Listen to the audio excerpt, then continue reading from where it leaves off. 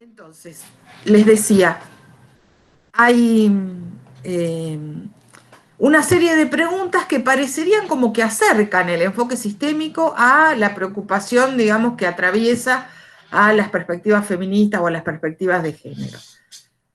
Una primera cuestión que yo planteo en esta primera filmina tiene que ver con algo que ya habíamos trabajado en la clase pasada, que es esta idea de que los planteos sistémicos entienden que el sistema da lugar a estructuras motivacionales que son las que garantizan que las decisiones políticas sean aceptadas, aunque sea de manera amotivada, ¿no? Entonces, una primera cuestión que uno podría pensar en relación a los aportes que podría significar el enfoque sistémico para el análisis de la problemática de género, tiene que ver con esto que decimos, ¿no? No puede ser que esta capacidad que tiene el sistema de generar estructuras motivacionales que permiten la aceptación amotivada de las reglas, expliquen el funcionamiento de las prácticas de poder sexogenéricas o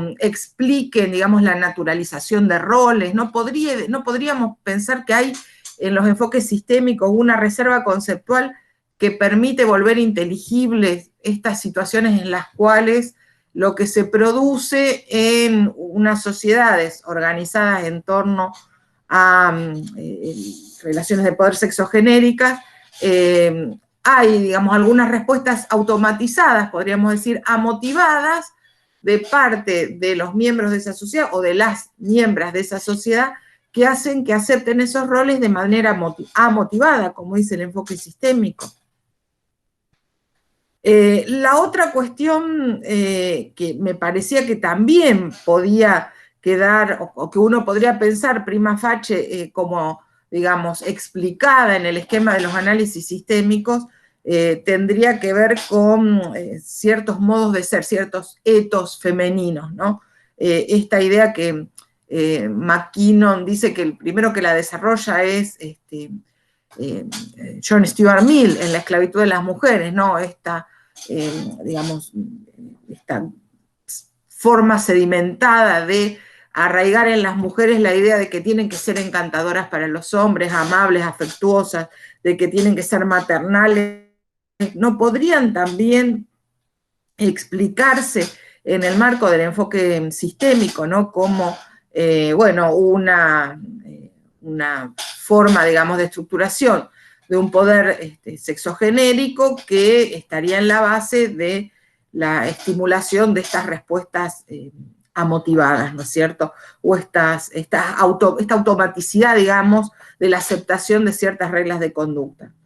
Y después otra cuestión que también vimos la clase pasada, que está en la perspectiva sistémica, que uno podría pensar que contribuye a pensar, a analizar, digamos, el modo en que se organiza el orden social a partir de la dinámica sexogenérica, tiene que ver con esta idea de la verdad como mecanismo funcional para la transmisión de complejidad reducida, que es, ¿se acuerdan? Veíamos, esto aparece en Luhmann, ¿no? Es un elemento que de alguna manera garantiza la estabilidad del sistema, incluso, dice Luhmann, al margen del consenso normativo, digamos. Esta idea de la verdad como un mecanismo funcional al sistema que reduce complejidad y permite que de alguna manera el proceso de generación de reglas, podríamos decir, autoritativamente aplicables al conjunto de la sociedad sea aceptado, aún a pesar o incluso en contra de los consensos normativos, no podría servir para explicar, por ejemplo, la cristalización sociohistórica del significado de ser mujer. Bueno, seguramente habría otras cuestiones que uno podría intentar ver si los enfoques sistémicos no permiten responder o si los enfoques sistémicos no ofrecen elementos para iluminar estas formas de codificación de la diferencia sexual, estos modos de habitar el cuerpo biológico identificado como mujer, esta estimulación de cierto etos femenino ligado a la afectividad, a las posiciones maternales, etcétera, ¿no? Sin embargo, En el texto de McKinnon, por ejemplo, y bueno, en el de muchas otras feministas, por ejemplo, Silvia Federici, Kate Miller, ustedes a lo mejor algunas de estas autoras ya las han trabajado en otras materias y por eso les invito a que me interrumpan y participen cuando quieran. Les decía, en este, digamos, repertorio bibliográfico inscrito en la perspectiva feminista, hay un cuestionamiento a los enfoques sistémicos, ¿no?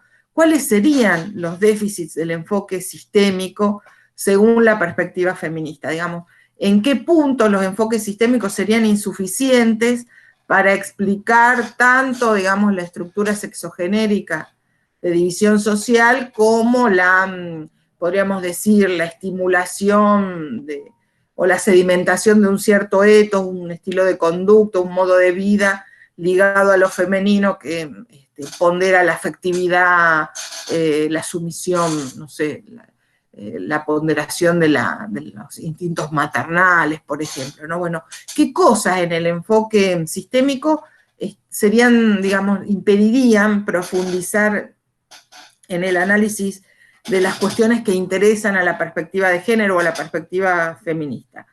En principio, digamos, hay un conjunto de objeciones que tienen que ver con la dimensión histórico-política.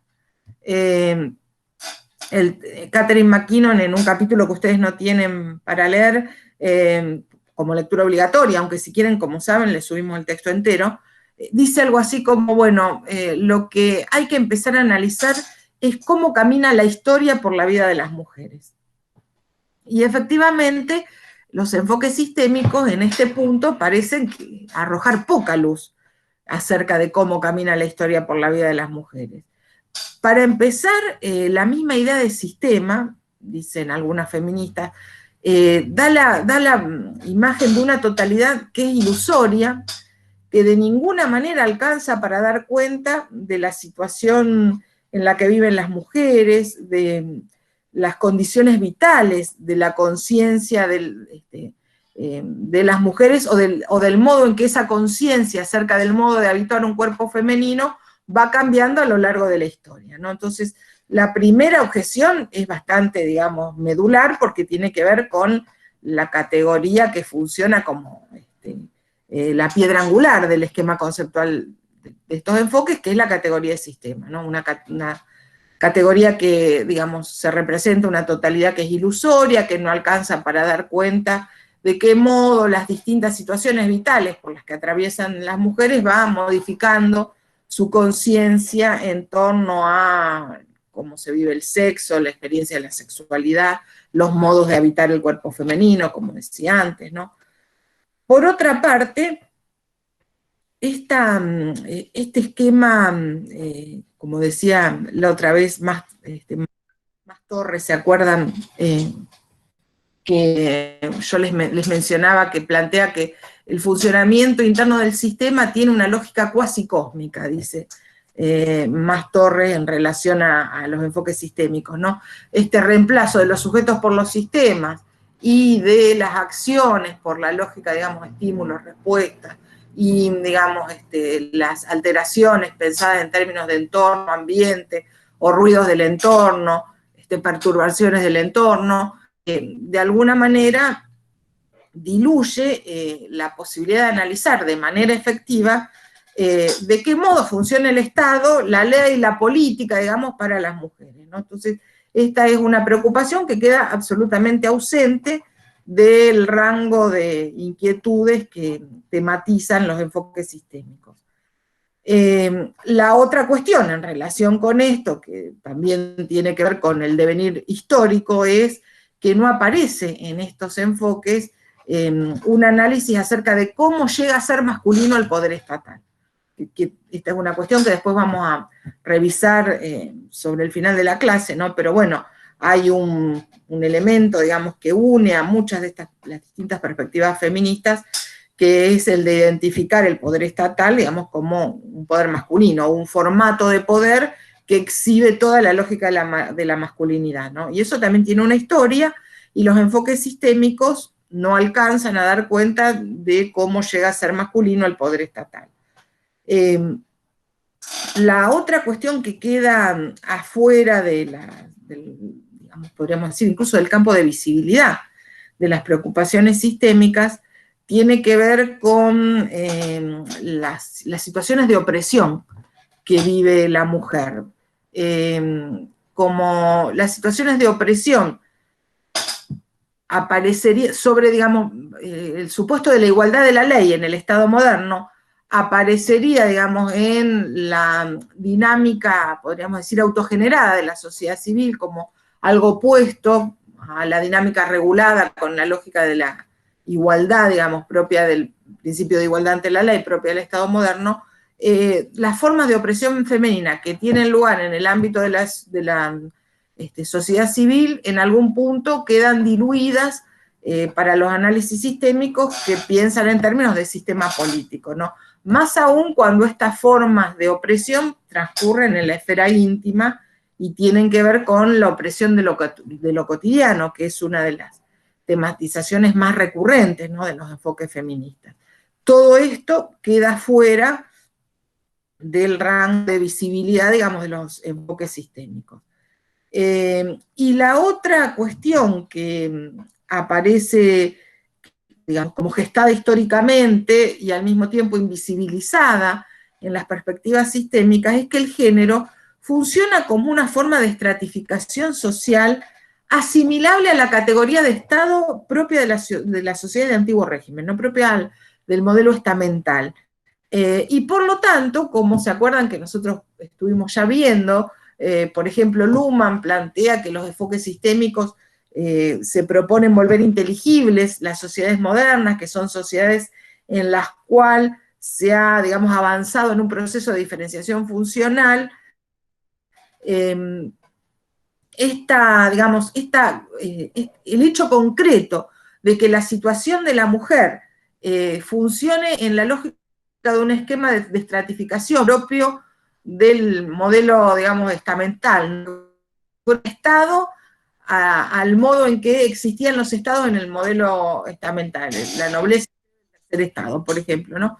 Digo, el hecho de que el género funcione con estas características, digamos, lo deja fuera de un enfoque que obviamente pone el foco en la diferenciación funcional, pero en una diferenciación funcional que, según la lógica de las sociedades modernas, digamos, las posiciones en las cuales el sistema habilita un lugar para cada uno de sus miembros y no con el marco, digamos, de condicionamientos que la situación de género impone sobre hombres y mujeres. Cali, Sí. eso puede estar relacionado con lo que dimos en Historia de las Transformaciones Mundiales, que es la sociedad de los tres órdenes, lo que se denomina de esa forma. Sí, claro, eso. Que había Lo que guerreros, había y había... Sí, digamos, había clero, nobleza y el pueblo llano, que no tenía, digamos, ninguna... El pueblo llano es, digamos, lo que se identifica por la negativa, podríamos decir, tomando el esquema que vimos ya de Rancière, el que se identifica por la carencia, digamos, no tiene nada que le sea propio o específico, ¿no? McKinnon, por ejemplo, dice que el género funciona en las sociedades modernas como digamos, si formara parte de un esquema de estratificación social más cercano a ese modelo que al de la diferenciación funcional que nos quiere mostrar Luhmann cuando plantea, digamos, la autopoiesis de los sistemas sociales en función de la comunicación, ¿no?, como esquema de codificación simbólicamente generalizado, digamos. El género como que conserva en su modo de funcionamiento algo, digamos, de esa, podríamos decir, matriz ancestral de la jerarquización propia del modelo estamental. Esta es una opinión, ¿no es cierto? Puede ser cuestionada, pero bueno, lo que me interesaba hacer es como una especie de reseña de las objeciones que se harían desde la perspectiva de género a los enfoques sistémicos. No sé si tienen alguna otra duda, ¿Sí? Bueno. No escucho nada, entonces sigo. Fe, ¿ahí me escucha? Sí, ahí te escucho. Dice Alina que Juan Arbitelli están esperando que lo acepten. Quiere entrar. Quiere entrar. Ah, sí, gracias. A ver, Arbitelli, ahí está. ¿Y alguien más? A ver si en el chat veo a alguien. Bueno, volvamos a... No, por ahora no hay nadie más. Perfecto, seguimos entonces. Entonces, hasta acá lo que veíamos es la sistematización, digamos, de objeciones, si ustedes quieren, que los enfoques feministas tendrían para hacerle a los enfoques sistémicos en esta dimensión histórico-política que nos requeriría, digamos, pensar de qué manera transita la historia por el modo de ser de las mujeres, ¿no? De qué manera la historia va modificando el modo, digamos, de habitar las mujeres en un cuerpo femenino.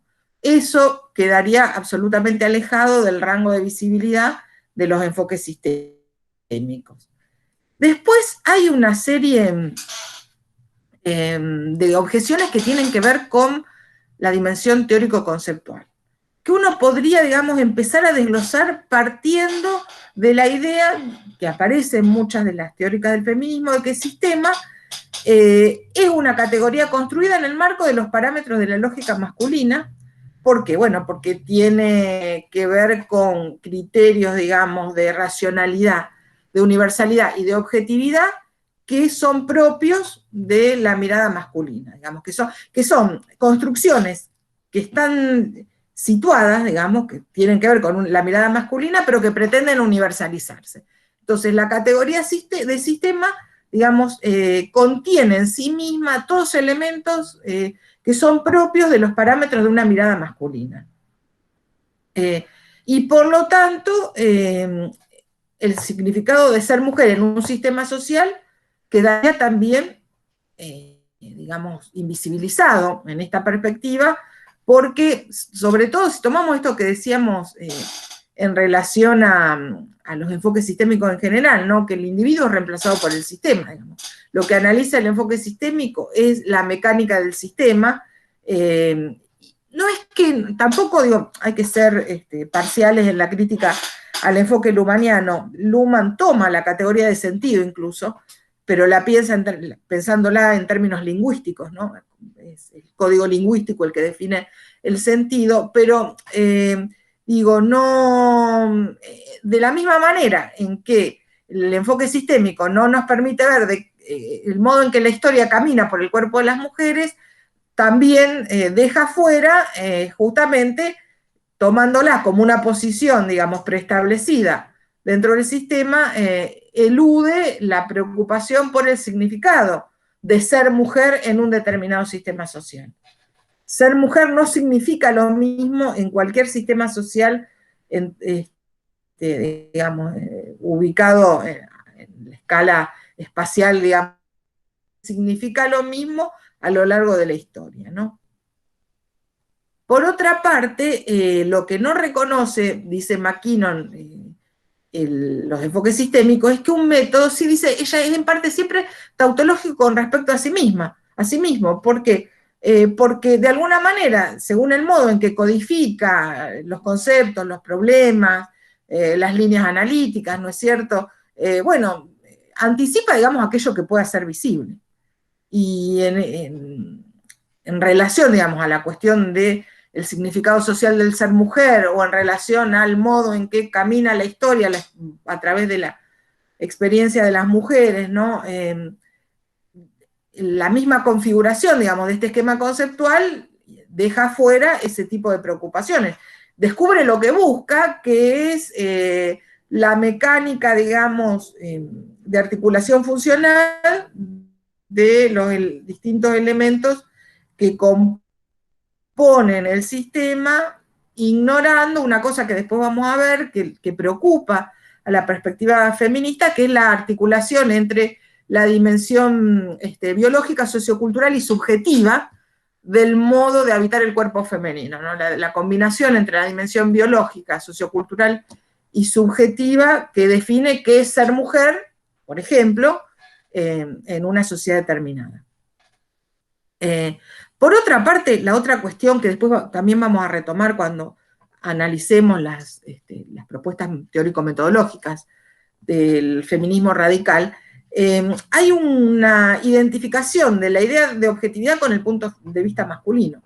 Digamos, cuando los enfoques sistémicos nos pretenden mostrar de manera objetiva cómo funciona la mecánica del sistema, lo que no nos están diciendo es que eso que, digamos, se construye como objetividad tiene que ver con un punto de vista masculino que, aunque es un punto de vista situado, aparece como no situado y universal.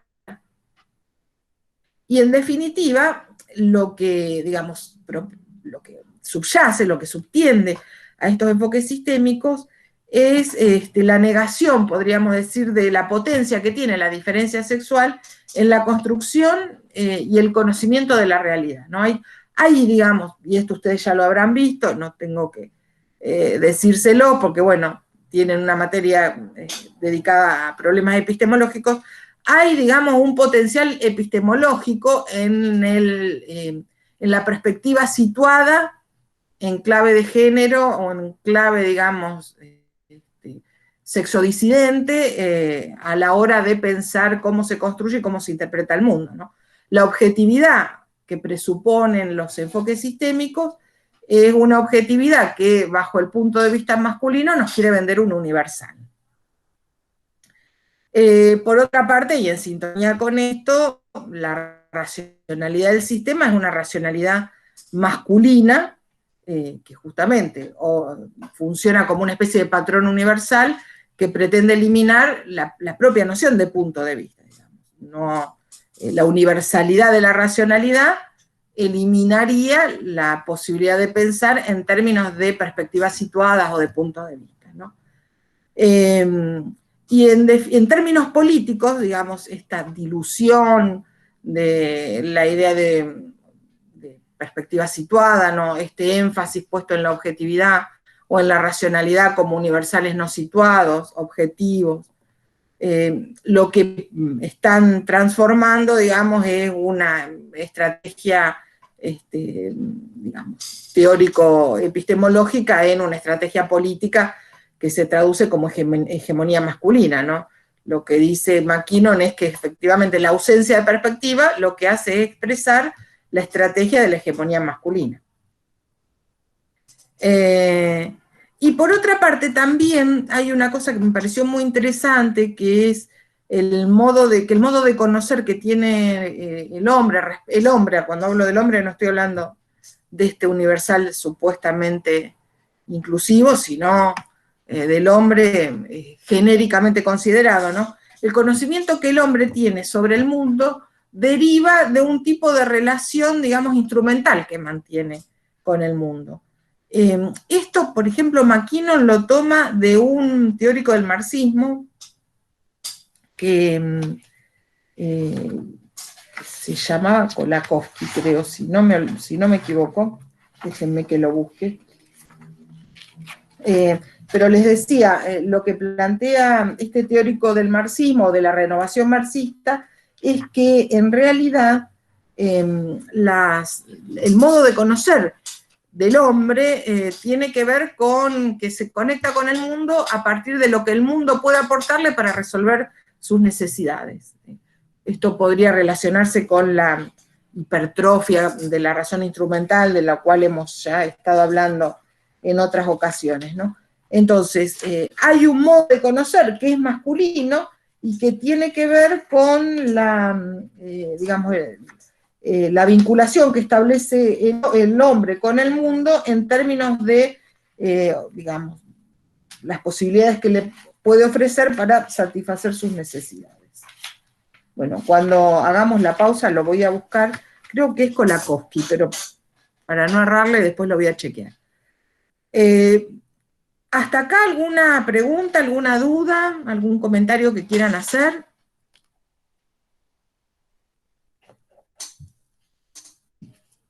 Bueno, si no hay nada, seguimos.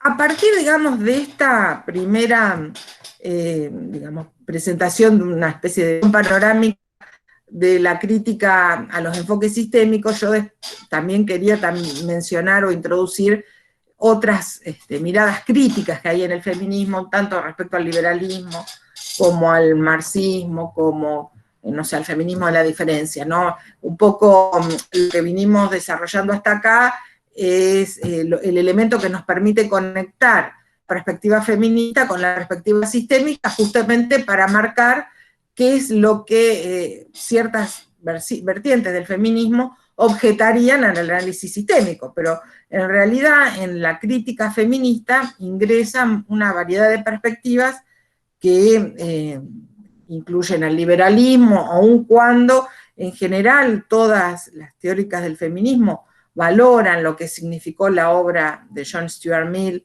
La esclavitud de las mujeres, ¿no? En su capacidad, digamos, para sentar como una especie de mojón, ¿no? Un precedente en a la problematización de las formas de poder sexogenéricas que atraviesan a la sociedad moderna. Pero también hay una crítica del feminismo al liberalismo. ¿Qué dice el feminismo y sobre todo el feminismo radical respecto al liberalismo? Bueno, el feminismo se caracteriza por 5 rasgos constitutivos, ¿no? Que son individualismo, naturalismo, voluntarismo e idealismo. Perdón, 4 rasgos constitutivos. En relación al voluntarismo, una de las cuestiones que se puede agregar, que después se los voy a poner en el PowerPoint cuando se los suba al Facebook, es el moralismo, ¿no? Ligado a la idea de voluntarismo. Ahora vamos a ver cómo. Pero, digamos, el liberalismo presupone que la configuración de lo social tiene que ver con una especie de vínculo asociativo entre unidades monádicas, los individuos, que se van vinculando entre sí en un modo particular de estar en común que tiene que ver con distintas explicaciones acerca de por qué vivimos en sociedad, ¿no es cierto? No vamos a profundizar en esta cuestión porque, bueno, ya lo han visto en distintas teorías políticas previas, una vertiente para pensar por qué estas unidades monádicas viven juntas, viven en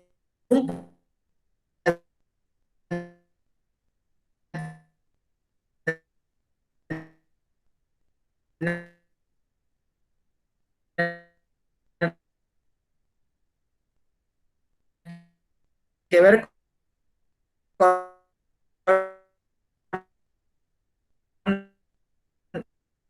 el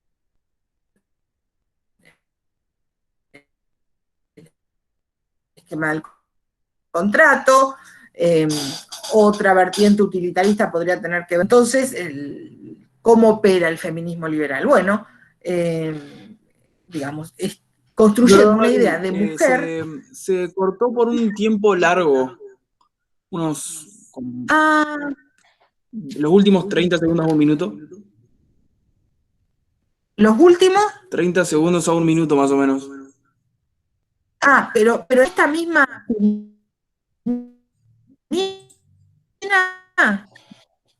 o ya en la anterior no se escuchaba. En esta misma filmina.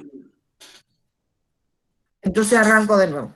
Yo les decía que hasta esta filmina lo que había querido plantear, porque justamente estamos en la unidad sobre la política y el sistema, eran las, digamos, objeciones que plantean las distintas vertientes del feminismo con respecto a los enfoques sistémicos, digamos, cuáles son los rasgos de los enfoques sistémicos que se vuelven insatisfactorios para explicar, digamos, la situación de la mujer, las relaciones de poder sexogenéricas o las minorías sexodisidentes, ¿cierto?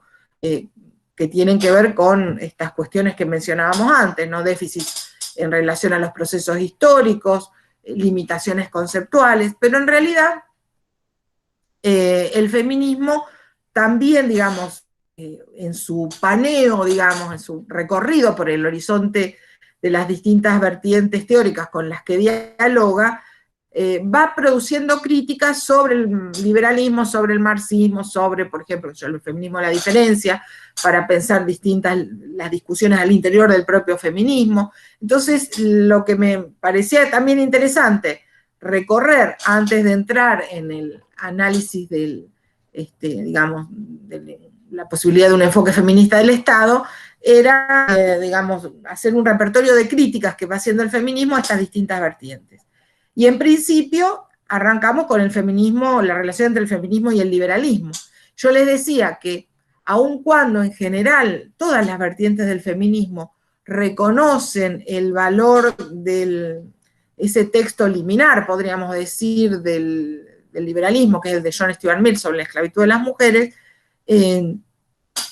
cuestionan ciertos esquemas conceptuales que subyacen al enfoque liberal. Y esos elementos que le cuestionan al liberalismo como limitantes para entender la estructuración de relaciones de poder en base a esquemas sexogenéricos o las configuraciones históricas del significado de ser mujer o las modalidades singulares en las cuales, a través de las cuales las mujeres han habitado el cuerpo femenino, ¿qué elementos, digamos, de la perspectiva liberal no permitirían avanzar en esta dirección? Bueno, el individualismo, el naturalismo, el voluntarismo, asociado al moralismo, que después lo vamos a ver, y el idealismo. Entonces, ¿qué le cuestionan en cada uno de estos rasgos característicos del liberalismo las vertientes del feminismo al feminismo liberal, ¿no? Bueno, de la misma manera, digamos, que para el liberalismo la unidad mínima de análisis de lo social es el individuo, ¿no? Como una especie de unidad monádica.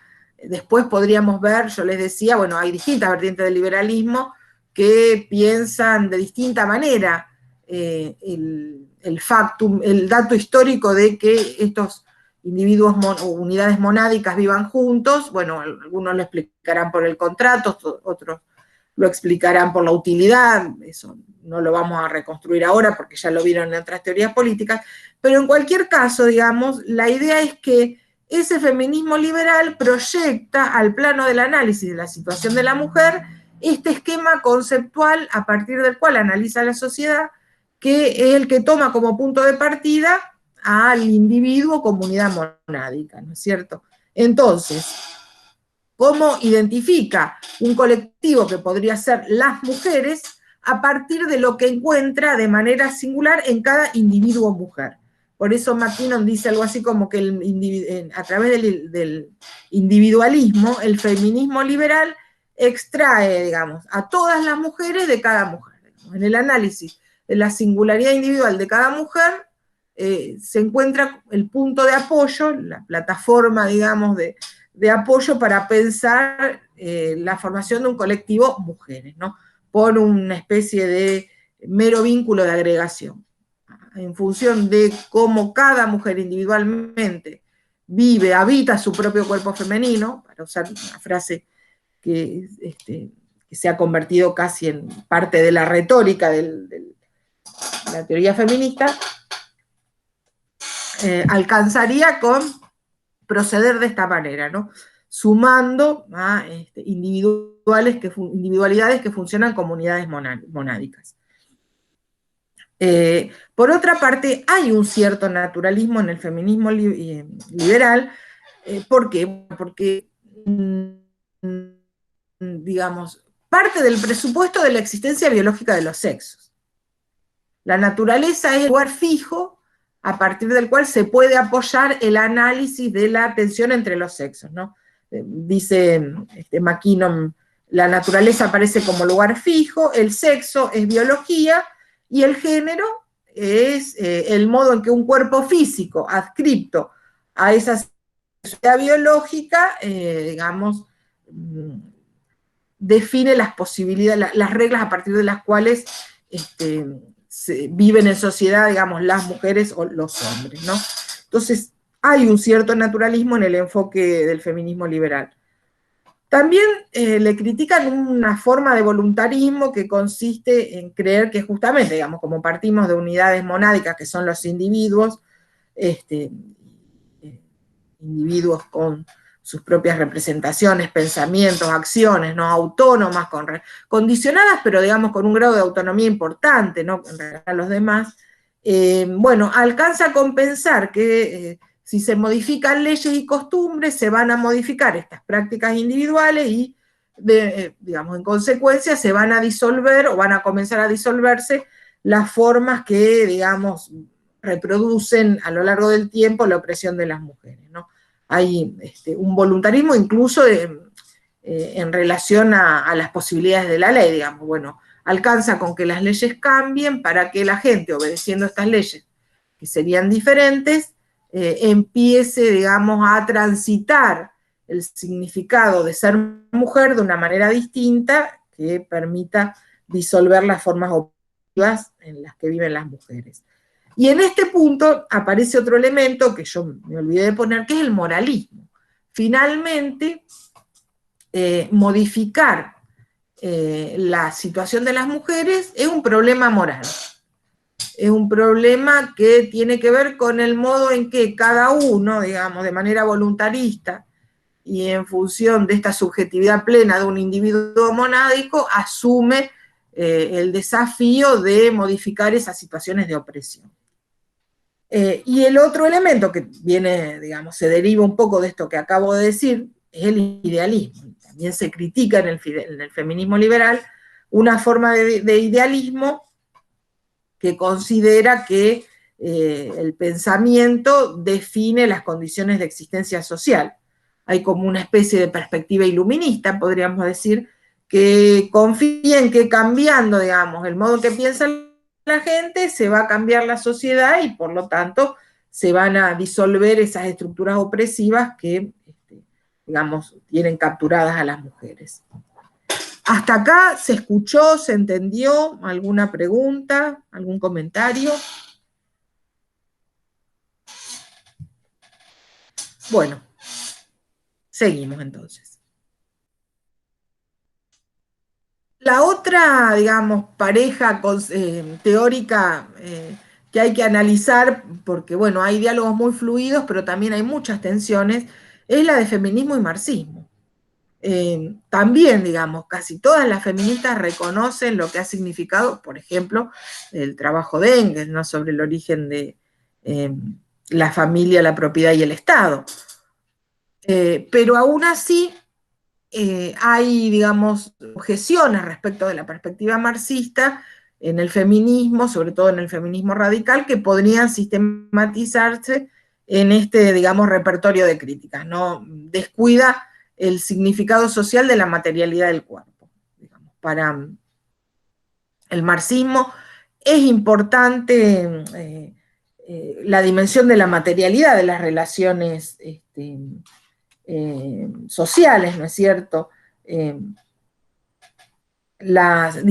Dice McKinnon, todo análisis marxista, más allá de sus vertientes posibles, ¿no es cierto?, tiene como punto de partida el reconocimiento de que en la dinámica de lo social es necesario captar la totalidad, la materialidad, dice ella, y la historicidad de los cambios.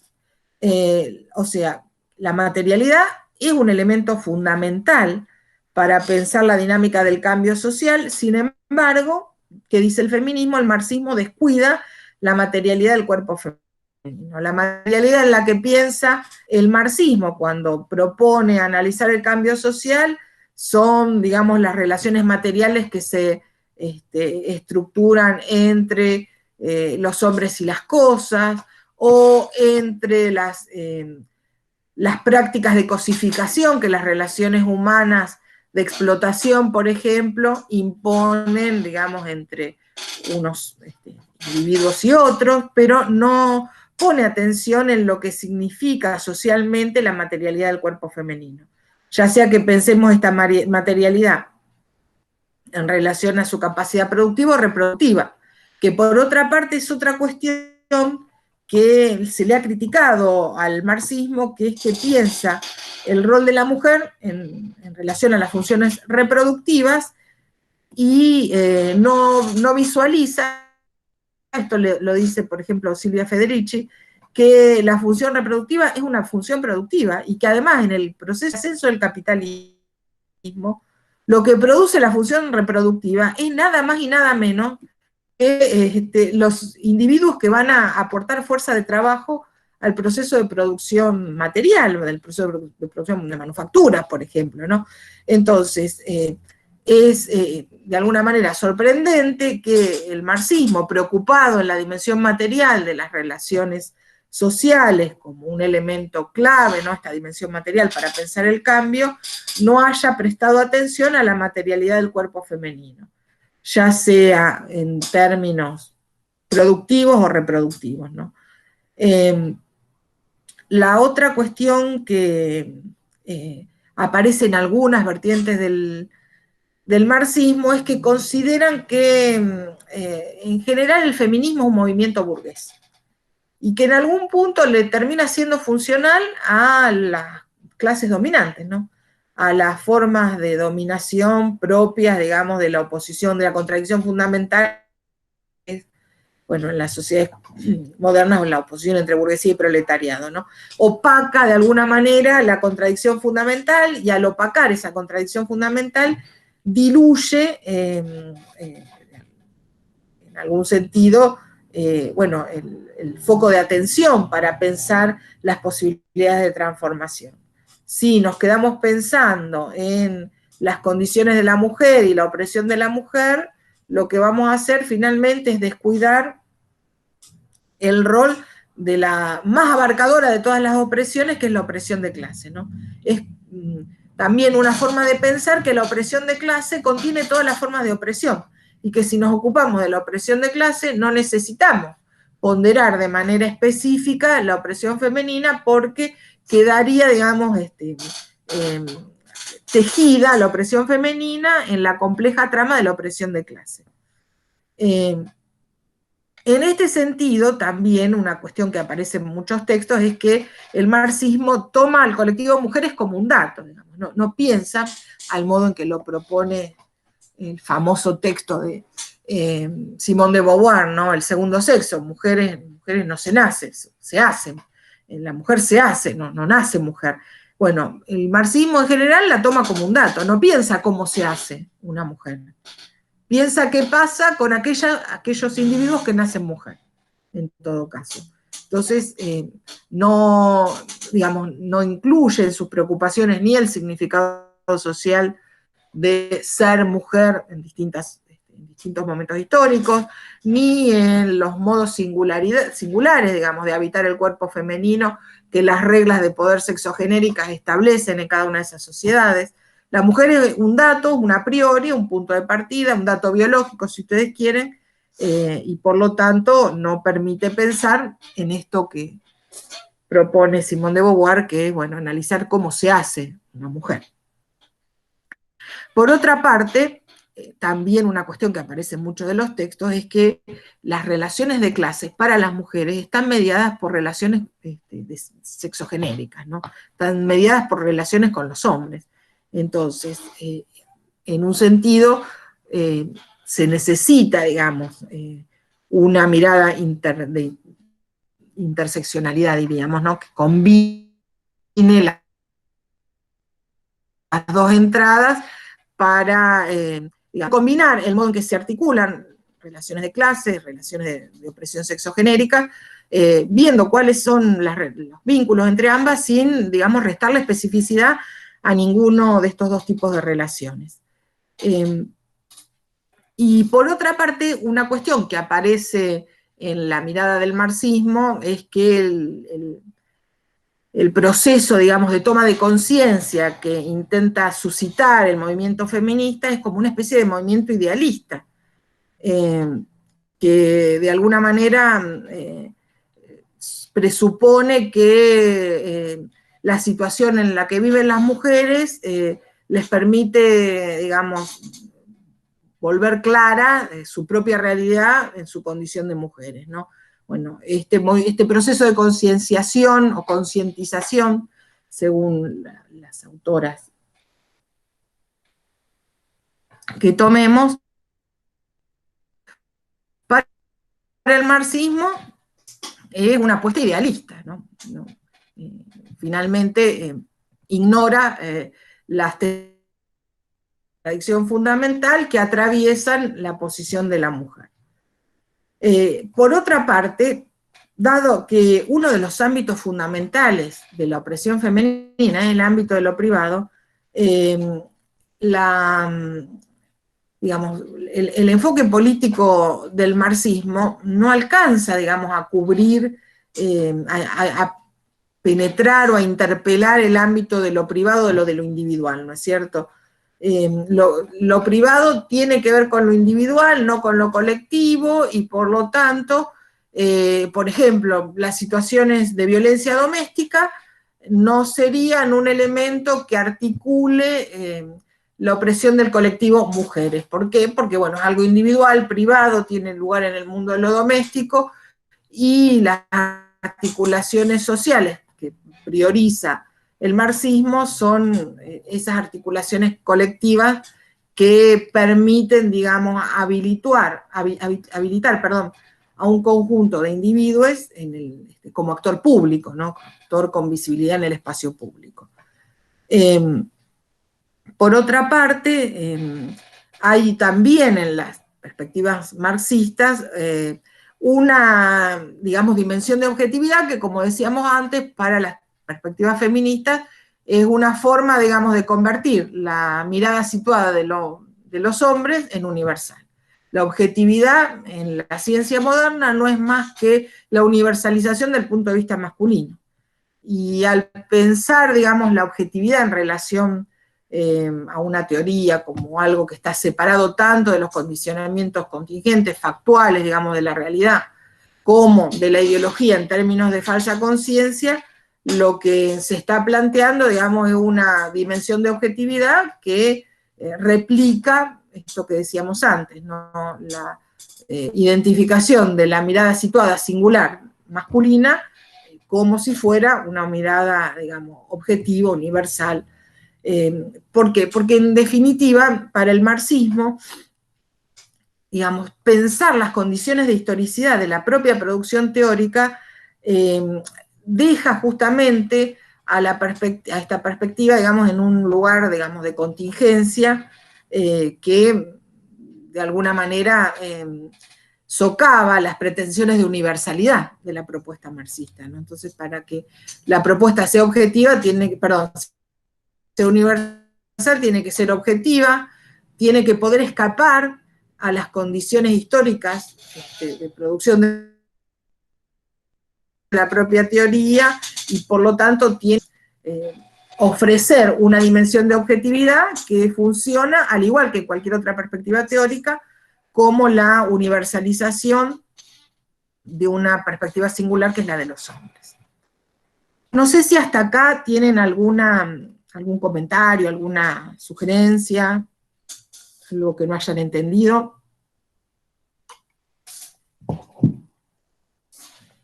Bueno, entonces seguimos.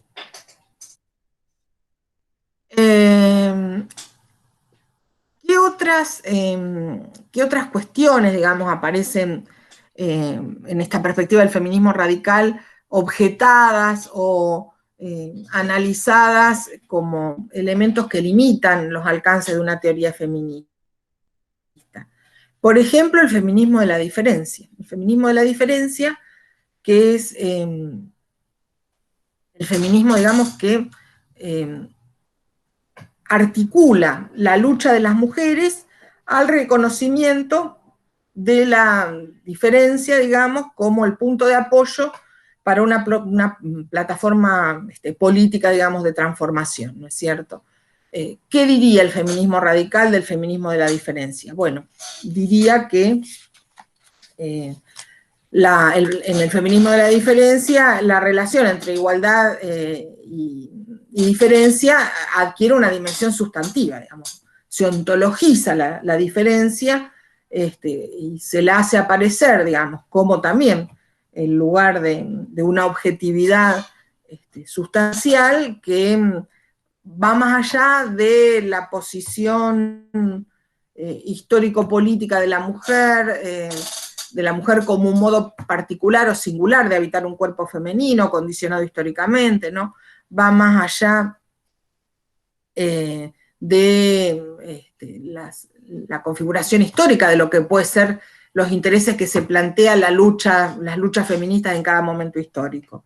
Y por otra parte, lo que dice, por ejemplo, McKinnon, es que el feminismo de la diferencia toma como punto de partida un punto de vista ligado a la situación de la mujer, pero el problema es que lo que estamos discutiendo es la situación de la mujer.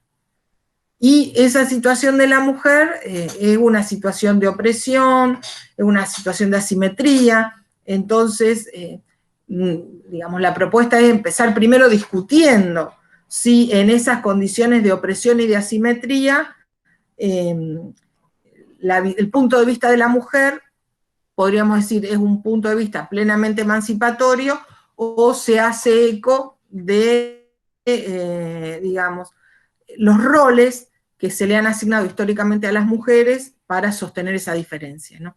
Hay una frase tomada de Lin Sisu que me parece muy interesante, que es algo así como, bueno, quédese quieta que le tomamos un retrato, algo que le dice supuestamente un fotógrafo a una mujer, quédese quieta si le tomamos un retrato y después usted trata de parecerse a ese retrato, ¿no? Finalmente, el feminismo de la diferencia, digamos, ontologizando algunos elementos que aparecen como singulares de la condición femenina, también habría que preguntarse si no está forzando a que la mujer se parezca a eso que se ha identificado como condición ontológica de lo femenino, ¿no es cierto? Esto se hace muy palpable cuando se habla de lo característico de las mujeres como la afectividad, el instinto materno, por ejemplo, ¿no? La pregunta es, cuando estamos hablando de la afectividad como una dimensión constitutiva de lo femenino, ¿estamos seguros de que eso es lo que la mujer quiere ser, o eso es lo que la mujer es porque es lo que se ha esperado que ella sea? Esto, digo, pensaba en un texto de Eva Illouz, que se llama La salvación del alma moderna, que toma como objeto de análisis la expansión, digamos, del psicoanálisis o de las terapias psi, podríamos decir, en un sentido más amplio, en la cultura norteamericana, ¿no? Como una forma, digamos, de terapeutización de la existencia, ¿no? Bueno, cualquier forma de sufrimiento podría ser reparada a través de estas terapias propias del campo psi. Y lo que plantea Eva Illouz en relación al modo, digamos, en que estas terapias psi van atravesando no solo la vida familiar, individual, sino hasta el mundo laboral, es que en la sociología del trabajo de la década del 40, 50 en Estados Unidos, para, digamos, generar ámbitos laborales más armoniosos, se toma como punto de partida para el análisis las ventajas que tiene el etos femenino, digamos, el modo de ser de la mujer que se permite a sí misma liberar las emociones, liberar la afectividad, llorar cuando tiene ganas, reírse cuando tiene ganas, ¿no?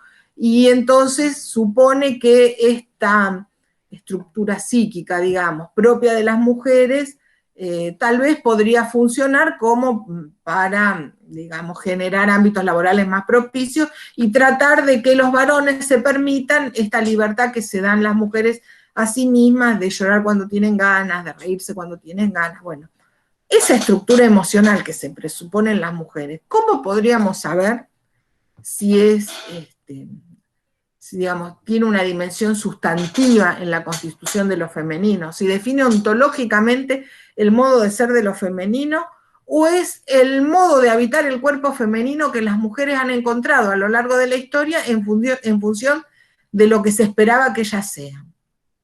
Esa es una cuestión que también hay que reconocerle a Stuart Mill, que es uno de los primeros que señala esto, ¿no? Bueno, el problema es que las mujeres, la esclavitud femenina, ¿en qué consiste? En que se ha logrado que las mujeres sean lo que los hombres esperan que sean. Y entonces las mujeres son afectuosas, no sé, emocionales, pero la verdad que uno no podría saber si esa es una dimensión constitutiva, ontológica del ser femenino, o es la sedimentación de unas, digamos, prácticas emocionales o una estructura emocional que se gestó a lo largo de la historia en función de las reglas sociales que establecieron un modo singular de habitar el cuerpo femenino, ¿no es cierto? Entonces, el problema con el feminismo de la diferencia sería que tal vez ontologice algunos rasgos que se caracterizan como típicamente femeninos, cuando en realidad a lo mejor esos rasgos son solo esto que decíamos antes, ¿no? La sedimentación en la estructura emocional de las mujeres de un conjunto de reglas definidas históricamente para habitar el cuerpo femenino, ¿no?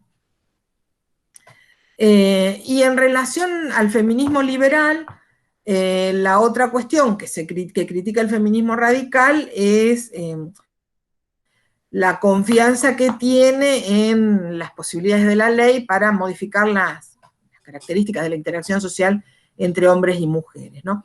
Esto también, olvidé decirlo al principio, hay que tener en cuenta que estos escritos, que, bueno, Kate Millett, estos que vienen mencionando, ¿no? Kate Millett,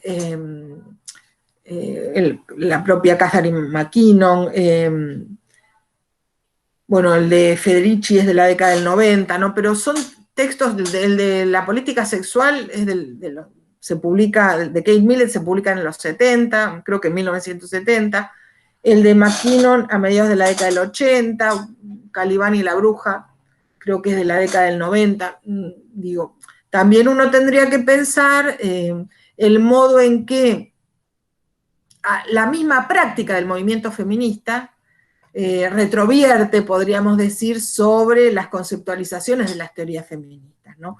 Y en ese sentido habría que pensar si algunas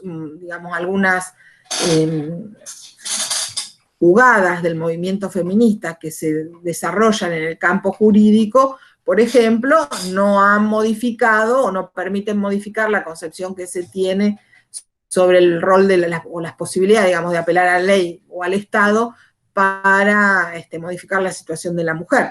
En este momento, por ejemplo, el texto de McKinnon, que después tenemos para pensar, digamos, una teoría feminista del Estado, es un texto, digamos, de mediados de los 80, que es un escenario en el cual, como vamos a ver más adelante, la percepción que se tiene es que el feminismo o cae en la ilusión de creer que el Estado es todo, es omnipotente y va a servir para cambiarle la vida, o cae en, digamos, una mirada similar a la del marxismo, ¿no? Fetichista, digamos, sobre el Estado. El Estado finalmente no es nada, que es sino la cristalización de instituciones a través de las cuales se ejerce el poder de la clase dominante y por lo tanto no puede servir para nada en la lucha del feminismo. Entonces, digo, en el escenario de los 80 es entendible, digamos, que se critique al feminismo liberal, bueno, una confianza desmedida en que el Estado lo puede todo para cambiar la situación de las mujeres, porque, digamos, cambiando la ley se, digamos, redefinen las formas de interacción social entre hombres y mujeres. No sé si tienen alguna duda hasta acá, si quieren hacer algún comentario, una intervención, preguntas. Bueno, digo otro poco. Entonces, ¿qué es el feminismo? Digamos, vamos a definir el feminismo radical, ¿no? Bueno, ¿desde qué lugar una vertiente del feminismo, que es el feminismo radical, hace su crítica a los enfoques sistémicos, al marxismo, al feminismo liberal, al feminismo socialdemócrata, que me olvidé de poner en la filmina anterior, porque dice que, bueno, finalmente en términos políticos termina alineándose con las premisas del marxismo y pensando o bien que el feminismo, digamos, es la expresión epifenoménica, digamos, de contradicciones fundamentales que tienen lugar en otro lado, la esfera estructural, digamos, o bien en una especie de teoría de las vanguardias al estilo leninista, podríamos pensar, ¿no? Que supone que, bueno, hay algunas mujeres que tienen claridad sobre cuál es el problema de la situación de la mujer y son las que deberían, digamos, mostrarles a quienes luchan en el campo del feminismo cuál es el camino a seguir. Pero bueno, entonces la cuestión es desde qué lugar este feminismo radical cuestiona al feminismo liberal, al feminismo marxista, al feminismo socialdemócrata, a los enfoques sistémicos. En primer lugar, ¿qué reconoce como teoría feminista el feminismo radical? El feminismo radical dice, bueno, una teoría feminista en la medida en que está convencida de que las mujeres han sido injustamente tratadas de manera distinta a los hombres por el significado social de su cuerpo. Este sería como el piso en el cual se asientan todas las teorías feministas. Para ser feministas, una teoría tiene que reconocer este piso problemático. Después, bueno, hay que agregarle otras cosas, con eso no alcanza.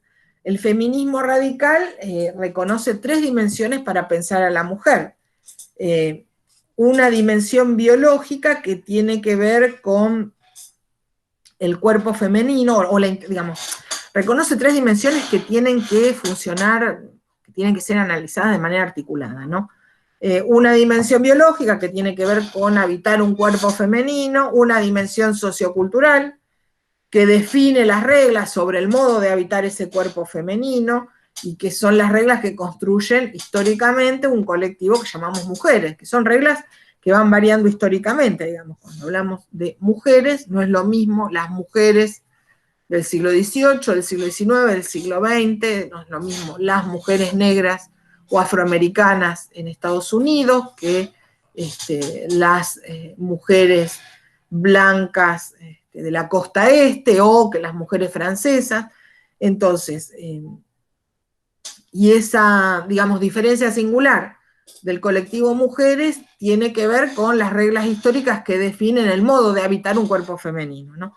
Y una dimensión subjetiva. Estas 3 dimensiones tienen que confluir. La dimensión subjetiva tiene que ver con el modo en que alguien se identifica como mujer en función del modo de habitar ese cuerpo femenino. ¿Dónde encuentra los problemas claves para el feminismo, para, digamos, la desarticulación, por un lado, de las reglas de matriz sexogenérica que dividen al mundo entre hombres y mujeres, o entre hombres, mujeres y sexodisidentes, ¿no es cierto? Y que, por lo tanto, establecen cuáles son las posibilidades de lucha concreta, digamos, para cada uno de estos actores? Bueno, para el feminismo radical, la dimensión problemática surge en relación al binarismo heteronormativo, digamos. Es a partir del binarismo heteronormativo, a partir de, digamos, la dimensión a partir de la cual se establece el significado social de los cuerpos. Entonces, la primera cuestión que se identifica, digamos, como patrón de estructuración, digamos, codificada de posiciones de los cuerpos, el binarismo heteronormativo. Por otra parte, aborda el problema del género como, digamos, problema que se hace visible en el marco del significado social que se le asigna al hombre, a la mujer, a lo femenino, a lo masculino. Y en este sentido plantea de una manera bastante singular la relación entre sexo y género. Digo porque nosotros después vamos a ver, por ejemplo, vamos a leer a Butler. Butler dice algo distinto en la forma, habría que pensar, si no en el fondo no están pensando en algo que los une a estos dos enfoques, pero la idea es que, digamos, la sexualidad o el sexo, digamos, es la categoría social material que estructura las relaciones de poder jerárquicas al interior de la sociedad, ¿no? Y en este sentido el sexo además funciona como una especie de orden de partición, ¿no? Orden de partición es una categoría que tomo más de Rancière que de las autoras feministas que estamos mencionando en esta clase. Entonces, una de las cuestiones que van a plantear las representantes del feminismo radical, y concretamente, por ejemplo, McKinnon, es que, digamos, el sexo es la categoría clave para pensar el género. ¿Por qué? Porque el sexo y la sexualidad. Porque, digamos, la sexualidad, entendida como la práctica a partir de la cual, digamos, a través de la genitalidad se producen las relaciones entre parteners, que pueden ser hombre-mujer, hombre-hombre, mujer-mujer, es lo que define, digamos, las posibilidades del género. Después nosotros, cuando veamos Butler, ¿qué vamos a leer en Butler? Vamos a leer una frase que dice algo así como la categoría primordial es el género porque el sexo está, digamos, de movida generizado. El sexo no puede ser concebido por afuera del género, y es el género lo que le da forma al sexo, digamos. El sexo no es, diría Butler, esa materialidad biológica que define que algunos individuos de la raza humana tengan pene y algunas individuas tengan vagina. El sexo, digamos, ya está generizado porque establece que tener pene implica un modo masculino de habitar el cuerpo y tener vagina implica un modo femenino de habitar el cuerpo, ¿no? Acá yo decía, después tendríamos que ver hasta qué punto se diferencian los planteos, porque dado que el sexo está muy ligado a la sexualidad, es decir, el modo de pensar interacciones entre hombres y hombres y hombres, mujeres y mujeres, a partir de una genitalidad, podríamos decir en la clave en la que lo plantea Butler, el modo en que se articulan sexo, género, deseo, placer, ¿no es cierto? Finalmente, el género tiene sentido en el marco de esta cadena de significantes que lo que intenta despejar, digamos, para volver inteligibles los cuerpos, es no solo, digamos, si alguien tiene vagina o tiene pene, no solo si tener vagina o tener pene implica que habita un cuerpo bajo el modo de lo masculino, bajo el modo de lo femenino, sino además, digamos, ¿qué es lo que le produce deseo? Otro hombre, o un hombre con respecto a otro hombre, una mujer con respecto a otra mujer, hombres y mujeres entre ellos, y en relación, digamos, a aquello que le produce deseo, cómo se procura el placer, ¿no es cierto? Y en este sentido, me parece que la categoría de sexualidad, que para McKinnon es prioritaria, estaría cerca de este encadenamiento conceptual que presenta Butler de sexo, género, deseo, placer. En cualquier caso, es importante tener en cuenta que en el modo en que, digamos, articula su explicación del funcionamiento de estas jerarquías sexogenéricas, el sexo es la categoría fundamental, una categoría social, material porque tiene que ver con la materialidad de los cuerpos, y social porque esa materialidad de los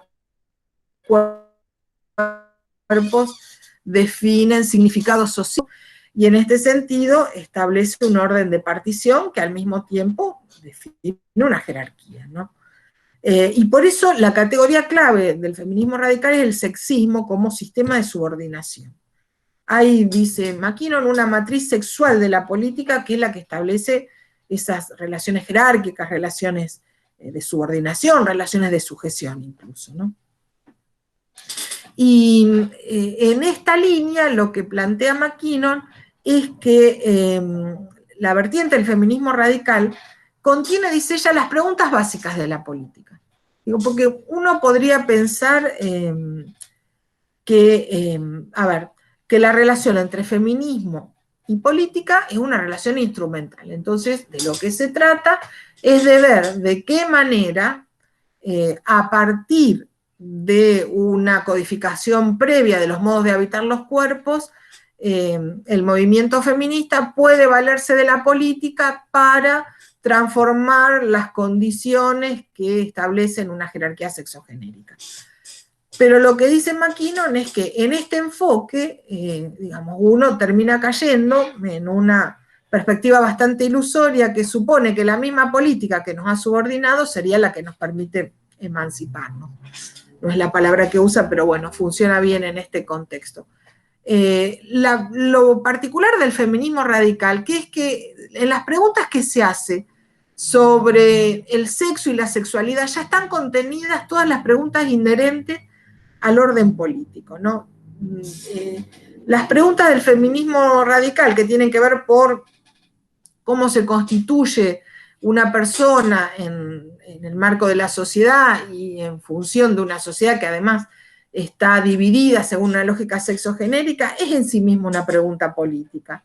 La relación entre moralidad, justicia y poder, ligada al modo de habitar los cuerpos, según esas reglas, digamos, sexogenéricas, es una pregunta política en sí misma. Digamos. No hace falta pensar que hay que ir a la política para ver cómo instrumentalizamos estas preguntas para obtener respuestas, digamos, favorables al movimiento feminista o a la lógica emancipatoria del movimiento feminista, porque estas preguntas en sí mismas son políticas, son mucho más políticas que las instituciones políticas, parece un trabalenguas esto, pero mucho más políticas que las instituciones políticas que algunos piensan que podrían salvarnos a través de una ley que genere otras formas de interacción entre hombres y mujeres. Y por otra parte también, digamos, ponen en el centro de la política el problema de la agencia, podríamos decir, de las posibilidades de transformación del orden, ¿no? Entonces, las preguntas del feminismo son en sí mismas políticas y no las del feminismo radical, y no hay que pensar, digamos, que tenemos por un lado el feminismo y por otro lado la política como un ámbito al cual podemos ir a buscar soluciones o en el marco del cual podemos definir estrategias, porque las mismas preguntas que se hace el feminismo radical son políticas. Bueno, yo, si les parece, haría una pausita acá. Aprovecho para dejar de grabar y ver si quieren hacer alguna pregunta. Y después seguimos.